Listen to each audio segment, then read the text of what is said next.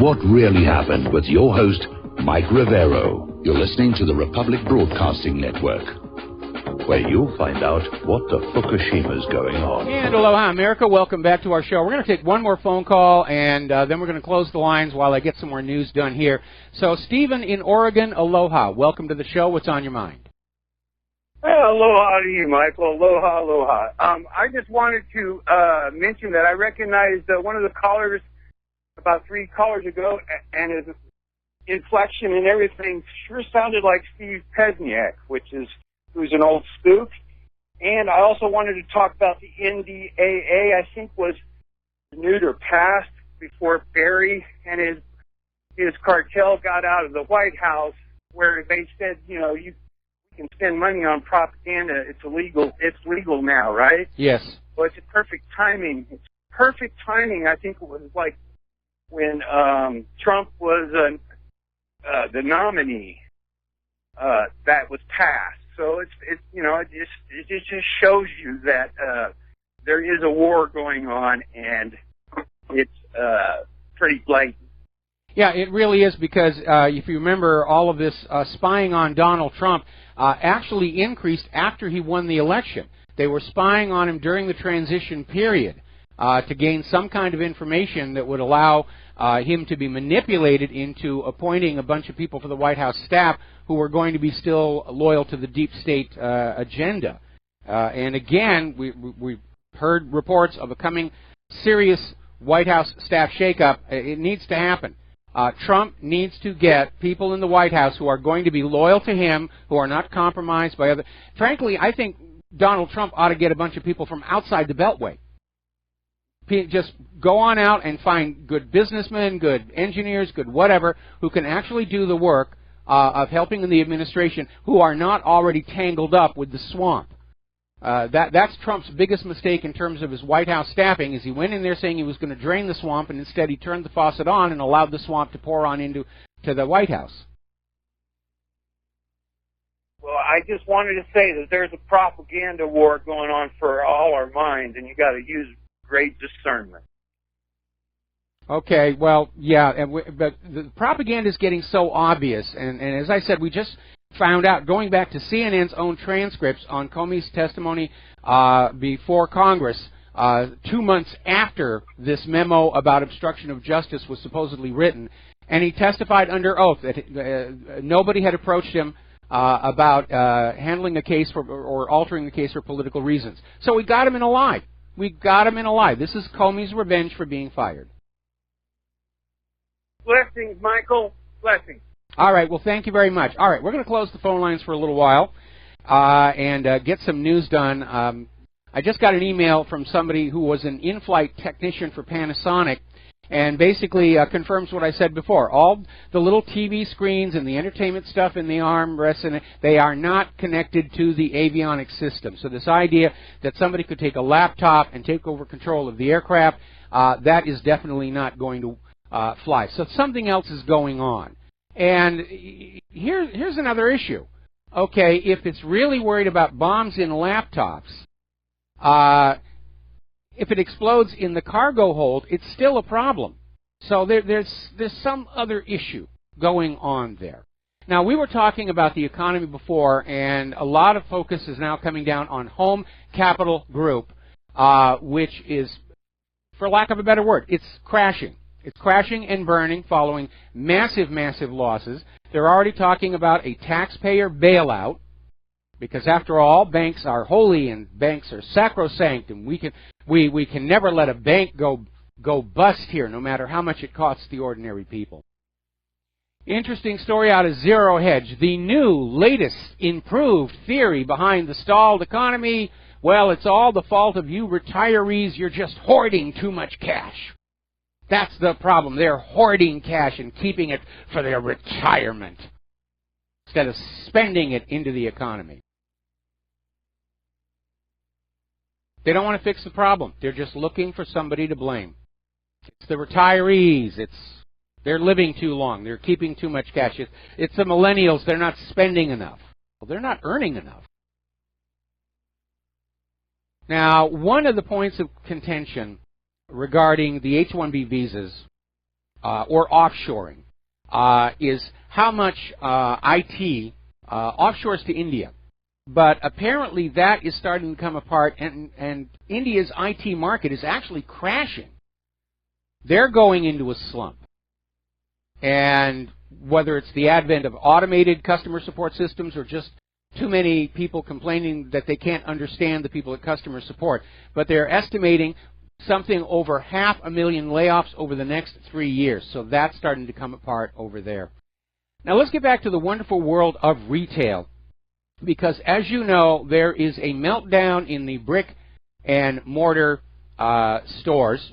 They like to blame online sales, and a lot of these brick and mortar retailers are trying to move online, and they're discovering that it's just as hard to sell product to people without any money online as it was in the store. And now, ironically enough, some online retail startups are going to dip their toe into actually having a brick and mortar presence.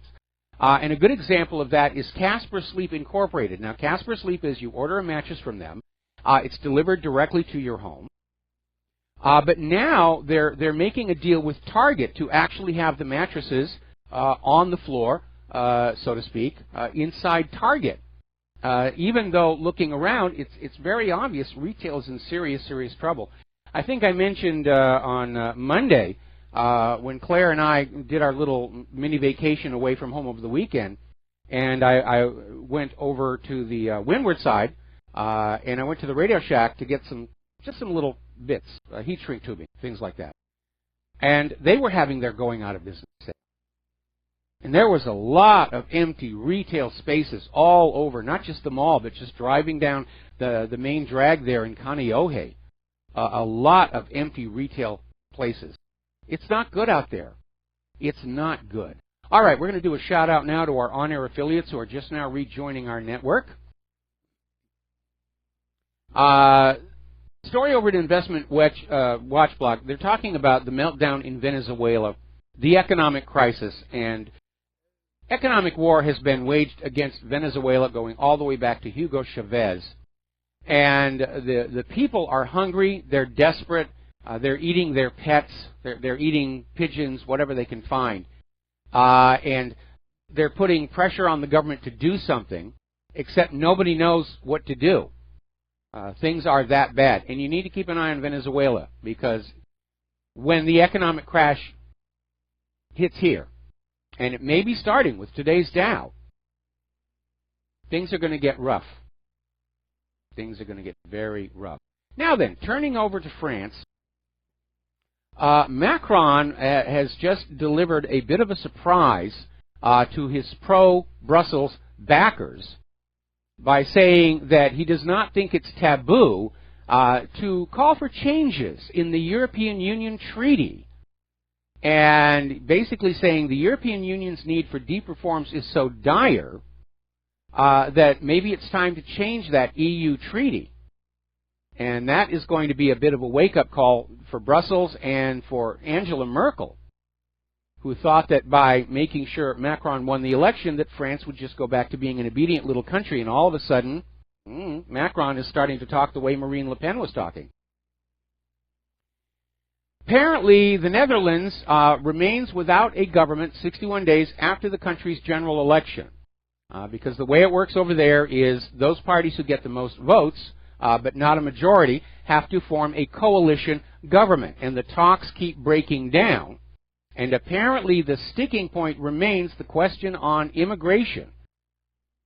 To continue with open borders, or to start saying we have to control our borders and control who comes in to our country. And that appears to be getting in the way of actually getting the government working. Who knows, life might actually be better in the Netherlands if they don't have a central government.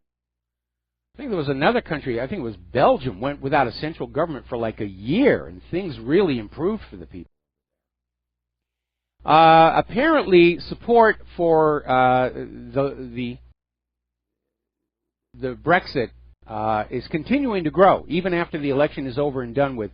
And everybody who's part of the Remainers, who's been campaigning for a new election or a new referendum or a new this or a new that, they're definitely struggling, because right now 68% of people in this poll are saying they want to see the Brexit take place.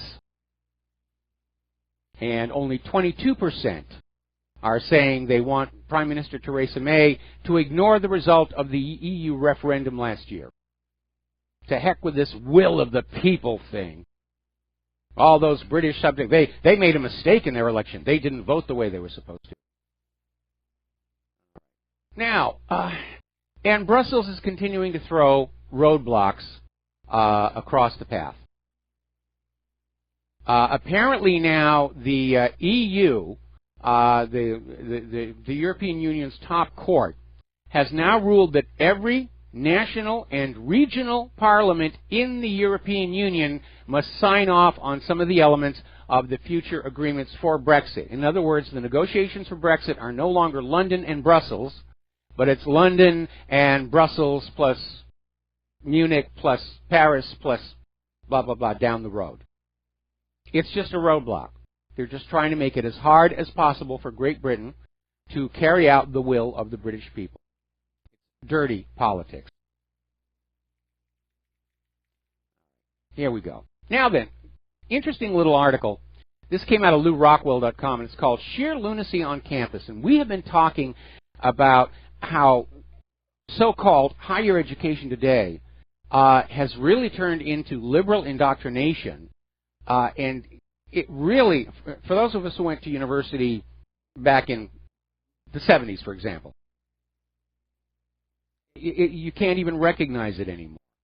And it's going down the list of all these things. The University of California, Hastings College of the Law, has added a chill zone, which is located in the library, and it has, just like a nursery school, mats for naps and beanbag chairs. And before or after a snooze, students can also use the place to do yoga or meditate. The University of Michigan Law School helped its students weather their Trump derangement syndrome by enlisting the services of an embedded psychologist in a room full of bubbles and Play-Doh. Remember, that came out at the time. And apparently to reduce pressure on law students, Joshua M. Silverstein, a law professor at the University of Arkansas at Little Rock, thinks that every American law school ought to basically eliminate C grades and set its good academic standing grade point average at the B level. In other words, your report card is now a participation trophy. And what they're basically doing is they're making it obvious that a university degree these days doesn't really mean anything at a time when student loans are just skyrocketing. Higher education has been turned into another scam. Get them onto the campus, get them on the student loans here, let them riot around, finger paint, whatever, so it makes them think that they've got some kind of an educational advantage over the high schoolers, and then kick them out into the real world.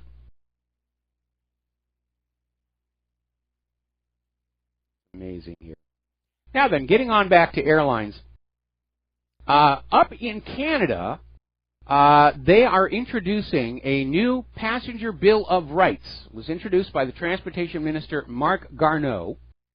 And basically, if this is carried through into law, it establishes rights for passengers on airlines, including such things as airlines will not be allowed to take passengers from a flight against their will. And there are other aspects like foreign ownership limits for airlines, requires railways to install voice and video recorders in locomotives. Keep an eye on those engineers. And other improvements to transparency and efficiency in the freight rail industry. And they have a really good one up there. Again, when Claire and I were living in Washington State, we'd drive up into Vancouver. And I remember this one time seeing this absolutely gorgeous locomotive. It was green and brass and just sparkling clean and just going on by, towing all these cars and everything. And if you're my age, and I was born at a time before common jet travel, trains were it. And so trains were things that we wanted to do when we grew up. All right, we're going to grab a phone call here. Dustin in New Jersey, aloha. Welcome to the show. What's on your mind? Hi, Mike. Hi. Hey, I want to talk about the EU. You got to change the name to the PU. Yeah, I'll go for that one. They stink. Of course, they stink. Hey, Mike, I'm thinking of trains. I used to buy those model rail. I'm 46, but I used to buy those model railroad magazines when those people in their basements had the gigantic, remember the gigantic like layouts of trains. Oh yeah, I had one of those when I was a kid. Oh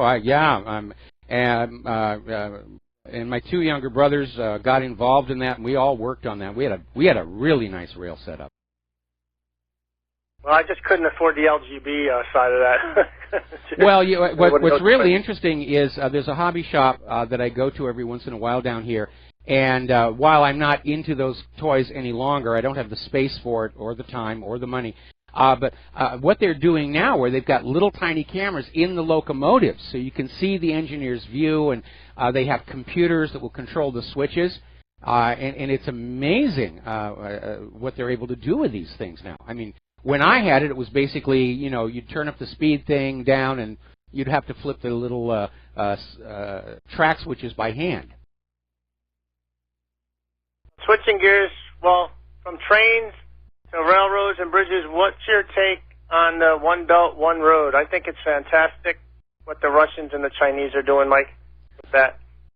Well, it certainly is going to have advantages. It's a high-speed rail system, and it's connecting China and Russia with Europe, and it will allow for the transportation of products much more quickly than loading them on a cargo ship and sending them around the Indian Ocean to the Suez Canal.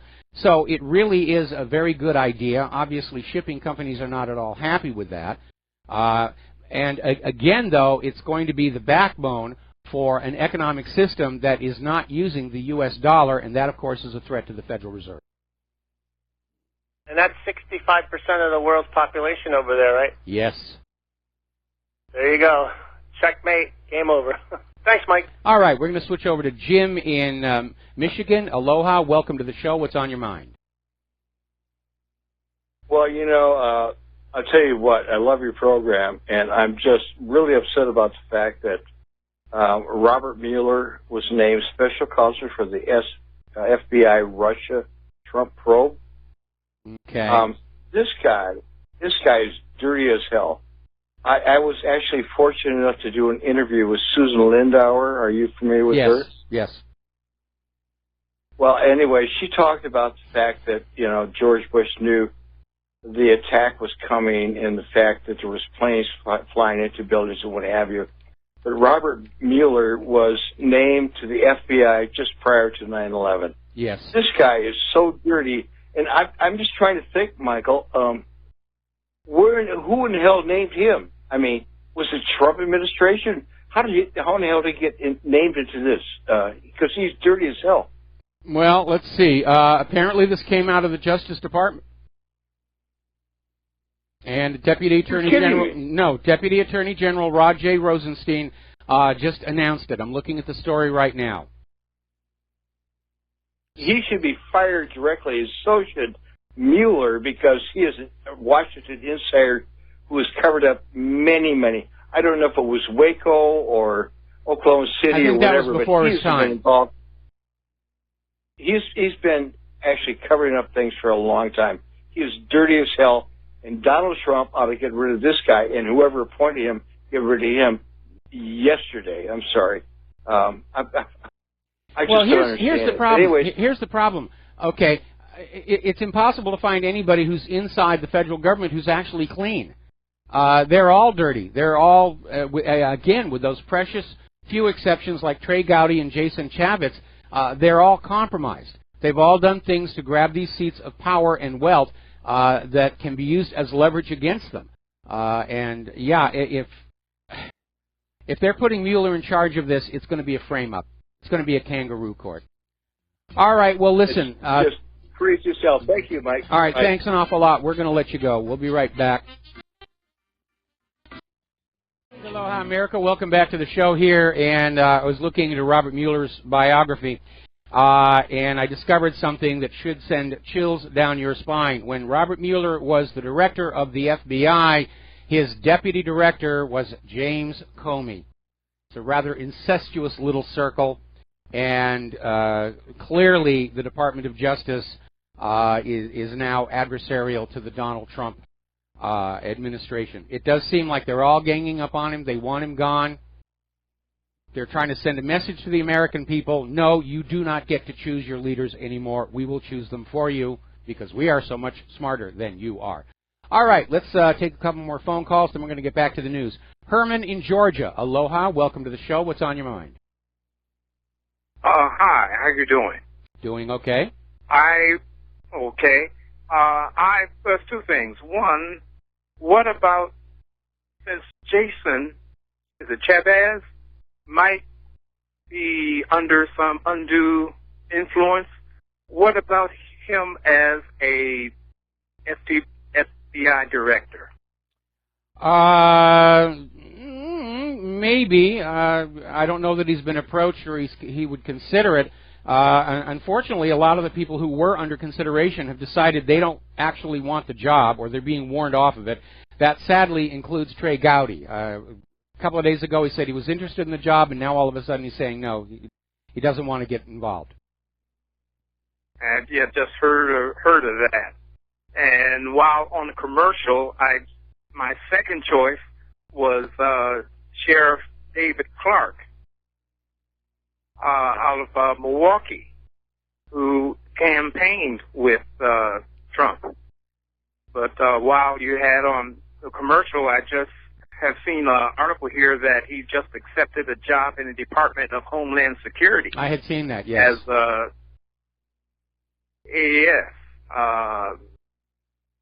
So I guess the only person else I could think of is someone that, like out of a New York office, a FBI agent that is more righteous and honest.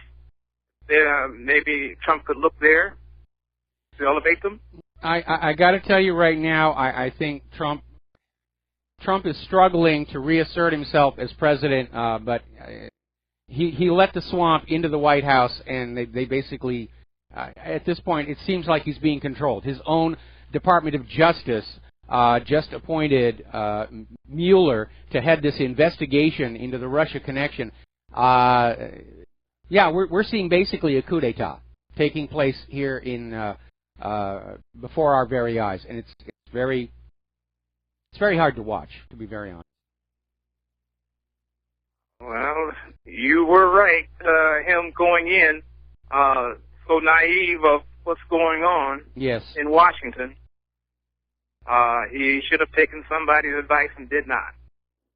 Well, yeah, he should have. Anyway, thanks an awful lot. We're going to let you go and switch over to Alex in Florida. Aloha, Alex. Welcome to the show. What's on your mind?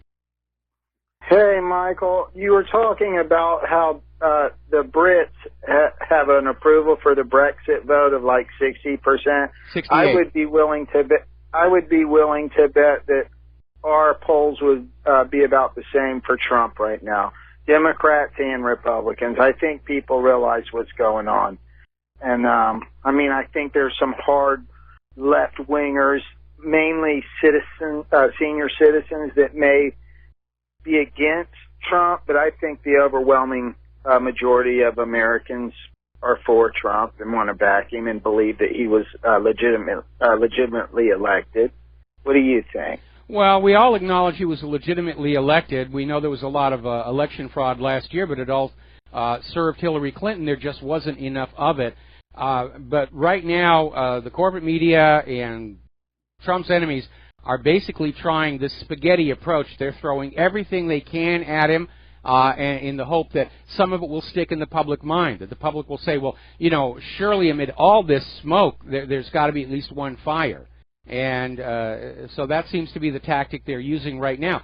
And it is very frustrating. Every time they come out with another lie, like this Comey memo, and we find out that a lie, well, okay, tomorrow there'll be another lie. That's where we are right now. Each new day, a new lie against the President of the United States of America. Thanks an awful lot for the phone call. We're going to let you go. We're going to close the lines. I got some more news to get to, and we'll be right back. And aloha, America. Welcome back to our show here. And getting a little more background information about the Seth Rich situation. The detective who has gone public recently about evidence of communication with WikiLeaks on Seth Rich's laptop was not the only one. Apparently, right after Seth Rich was murdered, Seth Rich's family hired their own private investigator, Rob Wheeler, and he determined immediately that, yes, Seth Rich had been in communication with WikiLeaks and had been the source of the DNC leaks. And apparently, the police ordered him to stop investigating. And all they would say is orders from high up. But apparently, the police knew that Seth Rich was the leak to WikiLeaks, and they kept quiet so that they could sell this whole story about Russia hacking the DNC based on CrowdStrike, which has already pulled back from their analysis. And the Democratic National Committee never allowed anybody else to investigate the servers, to do a forensic analysis. They just said, we have these people that we pay, and they're saying it was Russia, just take our word for it. And they're still pushing Russia, Russia, Russia, Russia. And now apparently they've got former FBI Director Robert Mueller is leading the kangaroo court to try and dig up something on Donald Trump. And I'm dubious about his being able to remain in office. They're just ganging up on him. It's a big dog pile on Donald Trump. Okay, let's get on to some other stuff here. Still talking about the WannaCry ransomware. And we know that ultimately the fault for WannaCry and a lot of other cybercrime rests with the NSA and the CIA, who have developed these hacking tools that have been leaked out onto the dark web, along with working with hardware providers to literally put back doors into all of our electronics for the convenience of the spy agencies to spy on us in complete violation of the Fourth Amendment. And, of course, these exploits are then discovered by the criminals, who will then plunder us at will. But there may be another villain. This is reported over at The Verge, and they're quoting an article out of the New York Times where sociologist Zeynep Tefouki places the blame squarely on Microsoft for its decision to stop supporting older Windows versions. Now, WannaCry primarily hit Windows XP. And apparently Microsoft has now issued a patch for Windows XP for this exploit. But Microsoft's marketing strategy of forcing us to buy a new operating system every few years for their profitability now has a clear downside, because they stopped supporting these older versions of Windows, which are still in wide use, and left everybody vulnerable. So there's a lot of blame to go around here. But again, it gets back to this idea that the U.S. government, rather than protecting the safety, security, and privacy of computer users, went the other way and said, we've got to pry them open. We've got to be able to just go in at will and look at anybody's email, look at anybody's bookkeeping, look at anything that they've got. And we know it's not always for honorable purposes. If you remember that Seattle APEC, U.S. government agencies were caught breaking into the computers of conference attendees and stealing business intelligence, corporate espionage, for the benefit of Bill Clinton's cronies, give them an advantage in contract bidding. And that's not what they're supposed to be paid for, but that's the way they were used. And even though the first version of WannaCry has been disabled by that 22-year-old over in London, you still need to get these patches on there, because other people are going to be using these NSA tools. The cat is out of the bag. They're all over the place, and they're going to be using them. So thank you, National Security Agency. You've really made the world a better place. Now, Cisco is warning that some products might have the WannaCrypt vulnerability, and apparently it goes to the fact that a lot of devices have embedded Windows versions in them as sort of a default operating system to run it. And that means these devices, routers, switchers, whatever, are also vulnerable. And these hardware devices cannot be patched. By the way, speaking of that gentleman over in London, he was offered a $10,000 reward for stopping the WannaCry ransomware in its track, and he's turned around and he says he's going to donate it to charity, which I think was a great thing for him to do. And he's saying he doesn't want fame and he doesn't want money, and basically trying to go back to his life as it has been up until now. Over in Washington, D.C., at the Union Station, there was a little bit of a hack there. Apparently on Monday, they have these giant screens inside the station for train information and commercials, and apparently somebody found out a way to put porn onto those screens during rush hour. And apparently this is not the only place it's happening. The hackers are able to get into these giant screen systems and just put up all kinds of stuff. And that comes under the heading of a prank, but again, it underscores the fact that globally, the IT infrastructure is fragile. It is delicate. And there needs to be immediately the development of some new protocols for the net that makes it harder for these people to hide.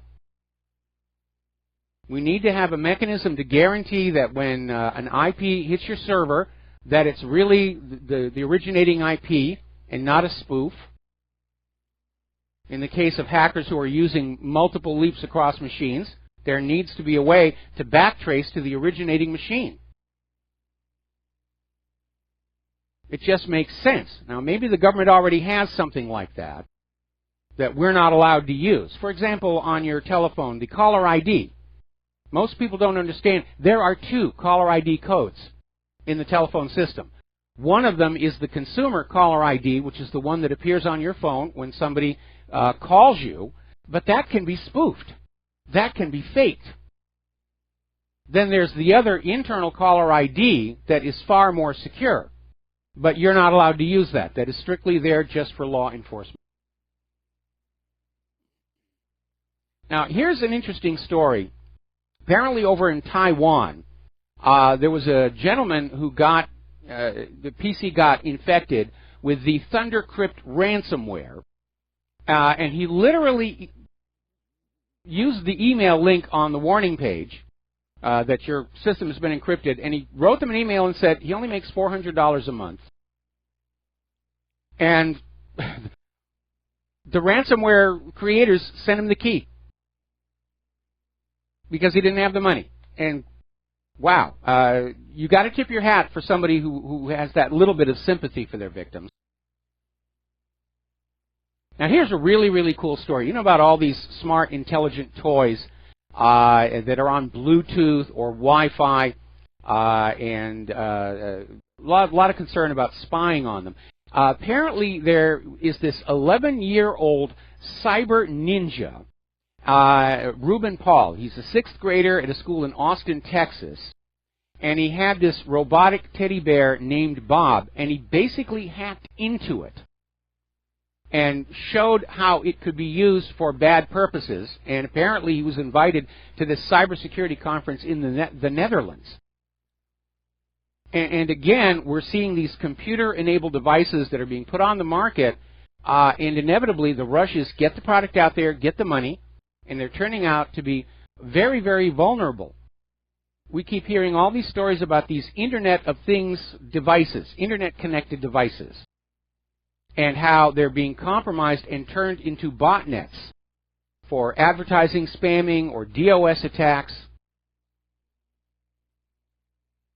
And if Trump is able to survive the current onslaught, I think along with his Vaccine Safety Commission and his Election Integrity Commission, I do think there needs to be a commission set on up to look at ways of enforcing or improving security on all these devices.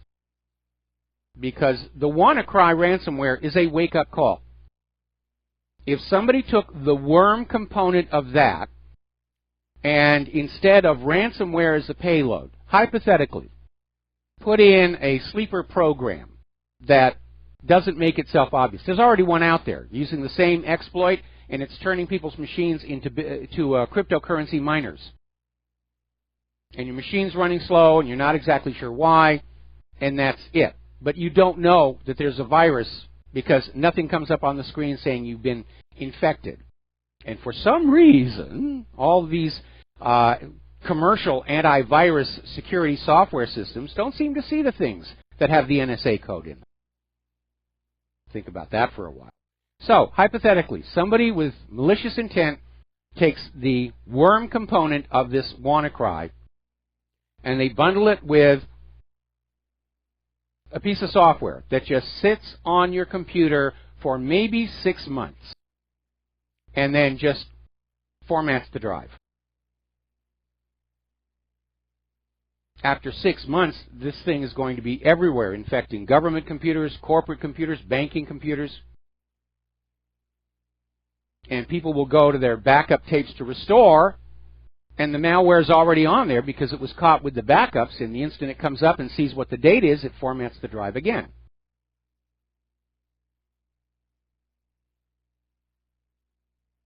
So there does need to be something done. This has gone on way too long. We're all being victimized by cybercrime.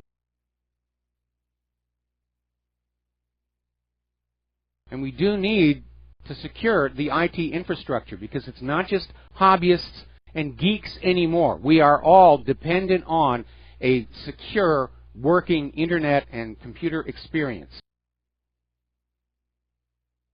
Companies have been put out of business from malware. I know I actually worked with one briefly many years ago when I was an Amiga developer. Some malware got onto the master disk going to the duplication company for a space shuttle simulator, and the backlash put the company out of business. Apparently, Bell Canada has been hacked. 2 million account details swiped by mystery miscreants. So, again, it's just wide open. And it's time to do something about it other than spending huge amounts of money on security software, which obviously is not providing any security. Now they're worried about a vulnerability in Google Chrome on Windows that could expose the user credentials. This is coming from Bosko Stankovic at Defense Code LLC. And apparently the vulnerability in the default configuration of the latest version of Chrome allows malicious websites to trick users into downloading what's called a shell command file without prompting the user, as it would normally do with other downloads. There is something in there that allows this file to be downloaded without your awareness and then executed on your computer. And up and running, this shell command file allows the attacker to gain access to your username, your Microsoft LAN Manager password hash, and that leaves you open to other attacks using the so-called server message block relay attack. I think one of the problems is that over time, the operating systems and software have become way too complex. And we call it bloatware or feature creep, and it's driven by the marketing people who say, well, we need to sell a new version of this software this year, so we've got to put on all kinds of new stuff. And new protocols and new this and new that. It builds up layer on layer on layer on layer. And it's impossible for any one individual to have a grasp of what's going on in there. Now, one of the things I loved about the Commodore VIC-20 and its ilk back then was, first of all, if anything happened to it, you turn it off, turn it on, it's back in its factory state. Second, it was simple enough where you could understand what was going on inside it. You could learn about it and see if something odd was going on. Today's Windows systems are so complex, and with the later operating systems, much of it is actually hidden from the end user. There are sections of the operating system that you cannot go and inspect to see if there's a problem. All right, we're going to grab a phone call. Al in Canada, aloha, welcome to the show. What's on your mind? Mike, how are you? Doing okay. This Bell Canada hack, I don't know whether you know or not, but Bell Canada, Rogers, Cogeco, these internet service providers up in Canada, they're protected under the umbrella of the CRTC. a taxpayer-funded organization. And, you know, I don't feel sorry for Bell for getting hacked whatsoever because, you know, if they charge us outrageous prices, I'm not a Bell customer anymore. I haven't been for a long time, but I know that the CRTC on behalf of these people will shut down competition that they cannot compete with because they've done it recently with someone that came out with like a cheaper cell phone policy, and it wasn't that long ago. And also, earlier you were mentioning something about the housing market in Canada. That home credit company that is in trouble. The CEO of the St. Joe's Hospital, Kevin Smith, he also sits on the board of directors of another company called Ontario Pension Plan. Mm-hmm. Healthcare of Ontario Pension Plan is called HOOP. What it is a private pension plan company through all of the people that work, you know, throughout Canada in the healthcare industry. And he also was sitting on that Home Capital. So he was on these three boards, and he manipulated all of this this quote unquote high interest line of credit that obviously they burned through, and you know. Yeah. I mean, does this sound familiar? Yeah, it sounds very, very familiar. And again, where's the government oversight on any of this? Or is the Canadian government, like the U.S. government, just so in love with the financial sector that they just look the other way? Anyway, Al, we're going to have to let you go. We've got to take a break for commercials. We're going to be back here. We're going to take one more phone call in the last segment of our show, and then, of course, the sign-off until tomorrow. We'll be right back. Aloha, America. Welcome back to the last segment of our program today. And, boy, the hackers are really pounding on my server. I'm going to have to be working on my security as soon as the show is over. We're going to take one more phone call. George in North Carolina. Aloha. Welcome to the show. What's on your mind? I was just talking about Trump and draining the swamp, but it's hard to believe he really wanted to drain the swamp when one of the first executive orders he did actually weakened lobbying rules for administration officials and former administration officials.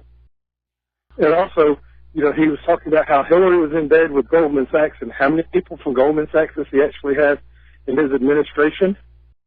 Well, I'm wondering how much of that was Donald Trump himself versus Donald Trump being convinced by Reince Priebus and his other advisors to go with these people. Like I said, the problem with Donald Trump is that he came into the White House as dangerously naive about the reality of D.C. politics as Jimmy Carter did.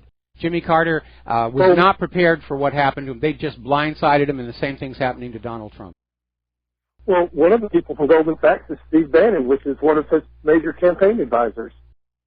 Well, you know, there's a lot of people floating around who have previously been with Goldman Sachs, and I'm not ready to say that they're all necessarily crooks, but probably they're all very loyal to Goldman Sachs because I imagine the severance packages include a block of stock that they're going to want to do very, very well. But getting on back to that executive order, I thought the first executive order actually banned government officials from being lobbyists for something like 5 years. And that that's what the Obama one did. But Trump weakened it so that they only couldn't, I guess, lobby I'm going to have to go. For 5 years. I'm going to have to go back and look at that because my recollection of that is a little different than yours. Okay? I'll just leave you with 3 words: lock him up. Yeah, I'd like to see that. I really, really would. But I got to tell you, it's just so obvious that we're seeing this Bush, Clinton, CIA, cocaine cartel. They're scared of everything becoming exposed, and they're clearly acting in a panic. They're clearly acting in a panic. Trump's the one acting in a panic, firing the FBI director when he's investigating his administration for Russian ties. Actually, my understanding is that Trump fired Comey because of the interference with the investigation into Hillary Clinton. I mean, there are no Russian ties. There are no Russia ties. There are no Russia ties. Okay, all right. Thank you very much. We're going to let you go here. Yeah, I think this gentleman's memory is a little bit faulty. I know it's a Democratic talking point that Trump fired Comey to stop the Russia investigation. Obviously, with the appointment of Robert Mueller, that did not work, even had it happened. Comey was fired because he basically, when he went out to defend Hillary Clinton, he exceeded his authority. And he basically misquoted the law or misapplied the law. And Comey's firing is why the deep state is now in trouble, because they're dealing with a president who would be open to seeing some indictments, trials, and prison. Okay, there's the music. Time for me to get out of here. Get to work on some new security for the server, because we're just under heavy, heavy attack. We'll be back tomorrow here on the Republic Broadcasting Network. Until then, please share what you know with everybody that you know. Copy off the original articles when you can get to my server. Send them around. And please, call your local conservative talk radio show and introduce them to republicbroadcasting.org. Ask them to carry our programs. We'll be back tomorrow. Aloha, America.